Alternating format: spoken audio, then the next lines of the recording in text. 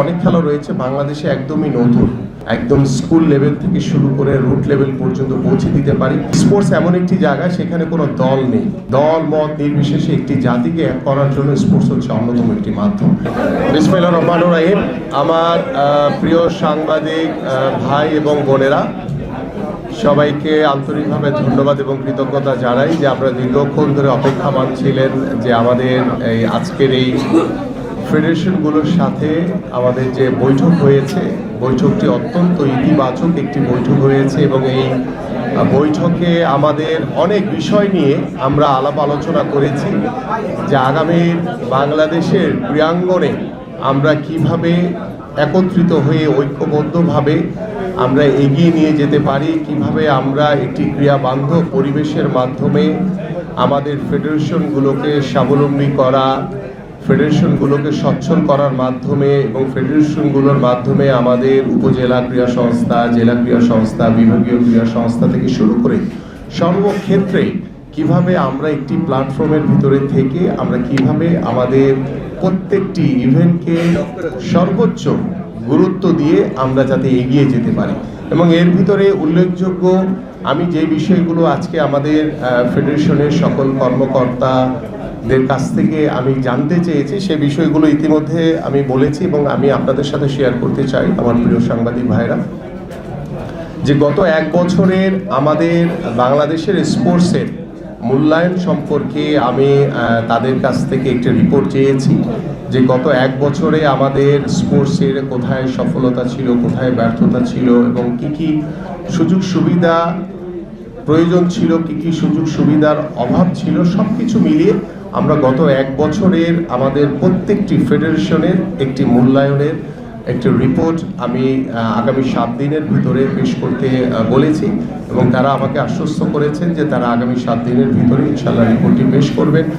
পাশাপাশি আমাদের ইতিমধ্যে আপনারা জানেন যে আমাদের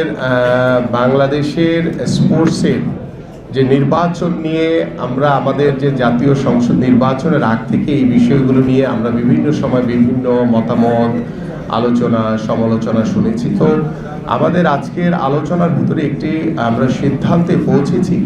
যে আমরা এই নির্বাচন প্রক্রিয়াটিকে একটি সুন্দর স্বচ্ছভাবে করার জন্য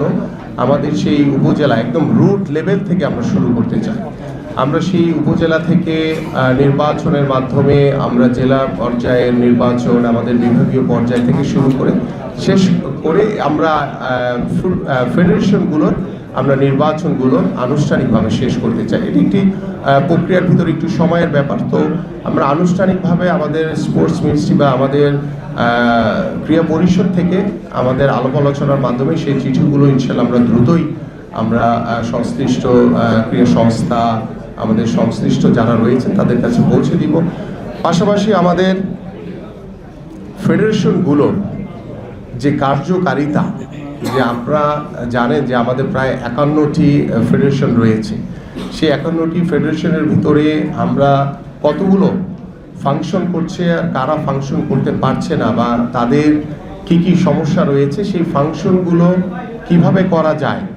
বা যারা ফাংশন করতে পারছে না তাদের কি সমস্যা রয়েছে, কেন করতে পারছে না, বা আমরা দেখেছি যে একই ধরনের খেলা কয়েকটি ফেডারেশন রয়েছে, তো সেগুলোকে আমরা আলাপ আলোচনার মাধ্যমে মার্চ করে দেওয়া যায় কিনা সেটাও আমরা আলোচনা করছি। সো এই বিষয়গুলো আমরা আস্তে আস্তে করে একটি একটি করে আলোচনার মাধ্যমে সেই কাজগুলো আমরা শেষ করতে চাই। কারণ কিছু কিছু জায়গায় আমাদের কিছু বিচার বিশ্লেষণ রয়েছে যে আমরা যেটা সঠিক বা যেটা আমাদের প্রায়োরিটি বেসে আমরা যেটাকে অগ্রাধিকার দিব, যে আমাদের আন্তর্জাতিক পর্যায়ে যে খেলাগুলোকে আমরা সামনের দিকে এগিয়ে নিয়ে যেতে পারলে আমরা আরও বেশি ভালো কিছু অর্জন করতে পারবো, সেই খেলাগুলোকে আমরা সর্বোচ্চ গুরুত্ব দিয়ে আমরা এগিয়ে যেতে চাই। এবং অন্যান্য যে ফেডারেশনগুলো ঠিকমতো যারা ফাংশন করতে পারছে না তাদেরকেও আমরা বলবো যে এই খেলাগুলো হয়তো অনেক খেলা রয়েছে বাংলাদেশে একদমই নতুন, তো সেই খেলাগুলোকে কিভাবে আমরা একদম স্কুল লেভেল থেকে শুরু করে রুট লেভেল পর্যন্ত পৌঁছে দিতে পারি। কারণ আমরা চাই যে আমাদের এই বাংলাদেশ, আগামীর বাংলাদেশ গড়ার জন্য আমাদের মাননীয় প্রধানমন্ত্রী তিনি যেই কর্ম পরিকল্পনা করেছেন সেই কর্ম পরিকল্পনার বাস্তবায়নের লক্ষ্যে আমরা ইতিমধ্যে আমাদের প্রিয় সাংবাদিকদের সাথে বসেছি, তাদের সাথেও পরামর্শ করেছি, আমাদের আজকে ফেডারেশনগুলোর সাথে বসেছি এবং ফেডারেশনগুলোকে স্বাবলম্বী করার জন্য, তাদেরকে সচ্ছল করার জন্য এবং আমাদের যে স্পোর্টস গুডসগুলোর বিষয় নিয়েও আমরা এখানে আলোচনা করেছি যে এগুলোকে ট্যাক্স ফ্রি করে দেওয়া কিভাবে যায়, পাশাপাশি আমাদের স্পন্সরগুলোর যে কিছু ফান্ড রয়েছে, যে সিএসআর যে ফান্ড রয়েছে সেগুলোকে কিভাবে আমরা আমাদের মাননীয় অর্থমন্ত্রীর সাথে কথা বলে, আমরা আমাদের যে এনবিআর রয়েছে তাদের সাথে কথা বলে কিংবা বাংলাদেশ ব্যাংকের সাথে কথা বলে কিভাবে আমরা সেই সিএসআর ফান্ড আমরা স্পোর্টসের জন্য আমরা কাজে লাগাতে পারি, সেই বিষয়গুলো নিয়ে আমাদের আলোচনা হয়েছে। পাশাপাশি আমাদের কিছু ফাইন্যান্সিয়াল কিছু কোম্পানি রয়েছে যারা হয়তো বা প্রতিনিয়ত, লাইক আমরা যদি বিকাশের কথা বলি, এই ধরনের কিছু প্রতিষ্ঠান রয়েছে যারা প্রতিনিয়ত ফাইন্যান্সিয়াল ট্রানজ্যাকশন করে থাকে হিউজ পরিমাণে। তো আমাদের স্পোর্টসের জন্য তাদের কোনো কন্ট্রিবিউশন রয়েছে কিনা বা তারা কোনোভাবে কন্ট্রিবিউশন করতে পারবে কিনা সেই বিষয়গুলো নিয়ে আমরা আলোচনা করেছি। তো আমরা সংশ্লিষ্ট কর্তৃপক্ষের সাথে কথা বলে সেই বিষয়গুলো আলোচনার সাপেক্ষে ইনশাল্লাহ আমরা আশা করি যে স্পোর্টস এমন একটি জায়গা, সেখানে কোনো দল নেই, সেখানে কোনো ভিন্ন মত নেই, দল মত নির্বিশেষে একটি জাতিকে এক করার জন্য স্পোর্টস হচ্ছে অন্যতম একটি মাধ্যম এবং সেই মাধ্যমটিকে আমরা আগামীর বাংলাদেশে সর্বোচ্চ গুরুত্ব দিয়ে আমাদের এগিয়ে নিয়ে যাওয়ার প্রত্যয় ব্যক্ত করেছেন আমাদের মাননীয় প্রধানমন্ত্রী। এবং আমরা আশা করি আজকে যারা এখানে ফেডারেশনগুলো এখানে উপস্থিত রয়েছেন এবং আমাদের যারা ক্রীড়া সাংবাদিক রয়েছেন, আপনাদের সার্বিক সহযোগিতার মাধ্যমে আমরা একটি সুন্দর স্বচ্ছ নিরপেক্ষ তার মধ্য দিয়ে একটি সততার সহিত নিষ্ঠার মাধ্যমে আমরা যাতে একটি